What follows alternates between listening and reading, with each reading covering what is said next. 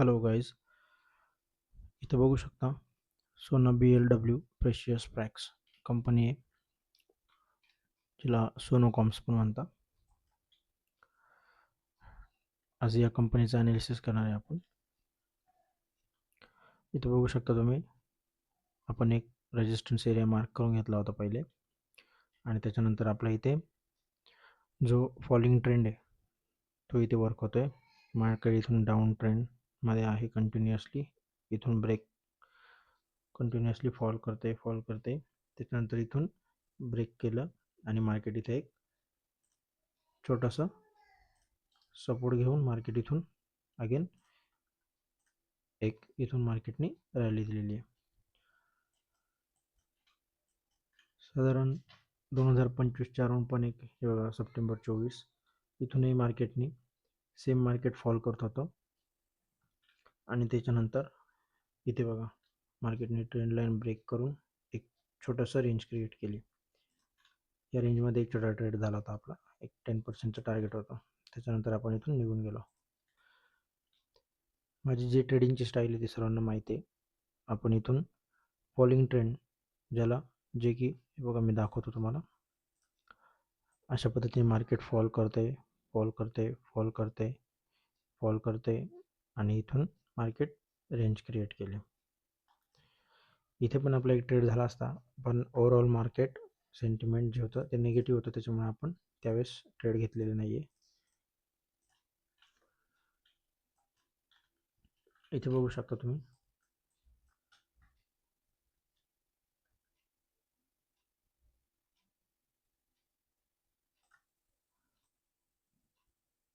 Rounding bottom.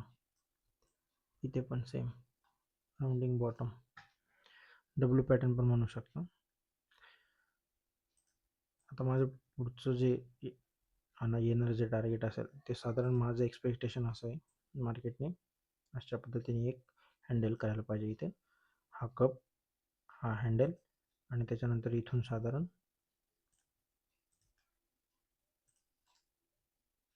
अशा पद्धतीने हे आपलं नेक्स्ट टार्गेट राहील. साधारण हा एरिया एक कितीचा एरिया, हा 1130 1140चा एरिया साधारण इथपर्यंत येणारं टार्गेट राहील. सेम पॅटर्न, फॉलिंग ट्रेंड, त्याच्यानंतर बेस क्रिएट करणार, वर जाणार. फॉलिंग ट्रेंड, ते मार्केटने बेस क्रिएट केलं आणि इथून मार्केट वर जाणार. इथे बघू शकता हँडल करणार आणि इथून मार्केट वर जाणार. टेक्निकली जो चार्ट आहे तो स्ट्रॉंग आहे. इथे बघू शकता फंडामेंटल बघा, market cap 44,000, stock P 67, industry P जो आहे तो 30 आहे, ROC 15, ROE 11, त्याच्यानंतर जे डेप्थ आहे 363, इंट्रेन्सिक व्हॅल्यू बघा 319 आहे आणि करंट व्हॅल्यू 315, ऑलमोस्ट डबल आहे करंट प्राइस. 200 DMAच्या वरती स्टॉक, साधारण 700 अराउंड. त्याच्यानंतर इथे या प्रॉफिट अँड लॉसमध्ये या, ऑपरेटिंग प्रॉफिट बघा 1040, ऑल टाईम हाय आहे इथे. मार्च 25 आणि मार्च 26 खूप डिफरन्सने पण आहे. नेट प्रॉफिट बघा 29 वरून डायरेक्टली 646, 15 आणि 16, एक 10 वर्षाचा टाईम पिरियड. इथून बघा प्रत्येक वेळेस ऑल टाईम हायच आहे. बॅलन्स शीटमध्ये बघा इक्विटी डायल्यूट केलेली आहे.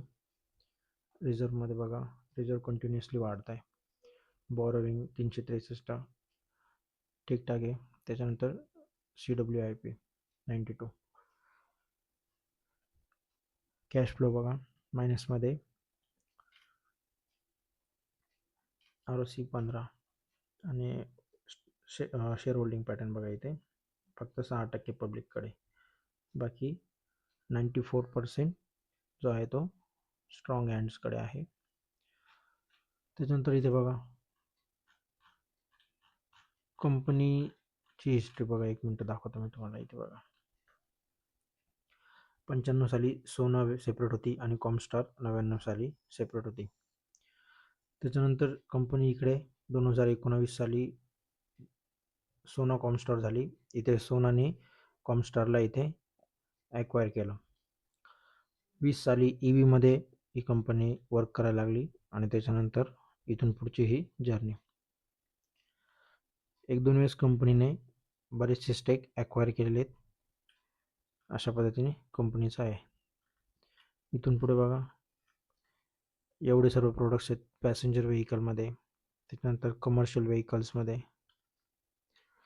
बसेस, त्याच्यानंतर of highway vehicles, light commercial vehicles, भरपूर सारे प्रोडक्ट्स आहे.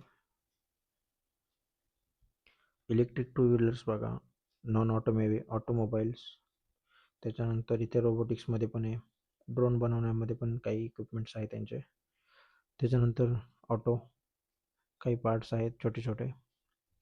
असे एकंदरीत बरेचसे पार्ट कंपनी बनवते. सगळं रीड करून घ्या एकदा.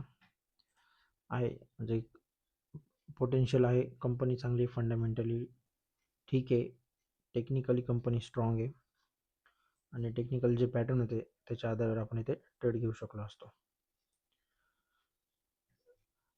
आता इथून पुढे कंपनीचा नेक्स्ट टार्गेट साधारण 1150च्या अराउंड कंपनी जाऊ शकते. मे बी कंपनी 6 महिने 1 वर्ष इथे बेस क्रिएट करू शकते आणि त्याच्यानंतर वरती जाऊ शकते. ठीक आहे. कुठल्याही प्रकारचं बाय सेलचं रिकमेंडेशन नाही आहे, फक्त एज्युकेशन पर्पजसाठी व्हिडिओ आहे. कोणाला जर बघायचं असेल तर त्यांनी त्यांच्या ॲडवायझरशी चर्चा करा आणि नंतर बाय सेलचा डिसिजन घ्या. ठीक आहे. थँक्यू.